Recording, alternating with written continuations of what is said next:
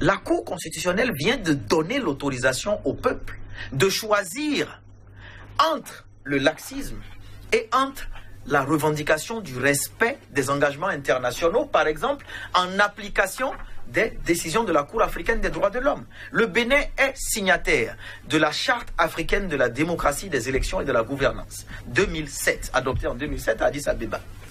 Ratifiée dans notre droit interne et donc intégrée dans le droit positif interne en 2010 ou 2011. Et cette Charte africaine de la démocratie, des élections et de la gouvernance impose à nos États de prendre toutes les mesures juridictionnelles, administratives, pour garantir l'accès équitable aux élections, la transparence électorale, l'inclusivité électorale. Nous sommes en train de fouler aux pieds tous ces engagements internationaux. Aujourd'hui, notre droit interne vient de nous dire « je suis incapable de faire quoi que ce soit pour vous ». Le peuple demeure jusqu'à nouvel ordre souverain. Sans la nation béninoise, il n'y a pas d'État béninois. Sans la nation béninoise, il n'y a pas d'Assemblée nationale béninoise. Sans la nation béninoise, il n'y a pas de président de la République.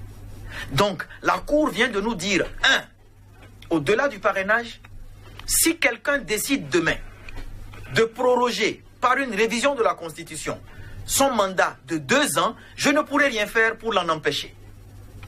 Tant qu'il aura l'Assemblée nationale à sa botte, je ne pourrai rien faire pour l'en empêcher. La Cour vient de nous dire, si demain on décide de transformer la République du Bénin en monarchie béninoise, je ne pourrai rien faire parce que les tout-puissants députés auront décidé plutôt.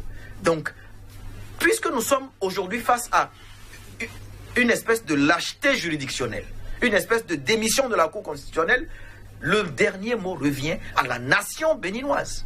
Le dernier mot revient à la nation béninoise d'endosser, d'accepter ce que la Cour a décidé, puisque c'est l'instance juridictionnelle de dernier recours, ou alors d'imposer à ses dirigeants de s'asseoir autour d'une table et de décider de quelque chose. Les moyens que la nation va utiliser, c'est elle seule qui en a le ressort du choix. C'est la nation qui décide de comment elle va contraindre ses dirigeants à le faire. Mais j'estime que face à la démission et à la concussion et à la complotisme et au complotisme des dirigeants politiques, la nation béninoise se doit de trouver une réponse forte parce qu'elle demeure le premier souverain.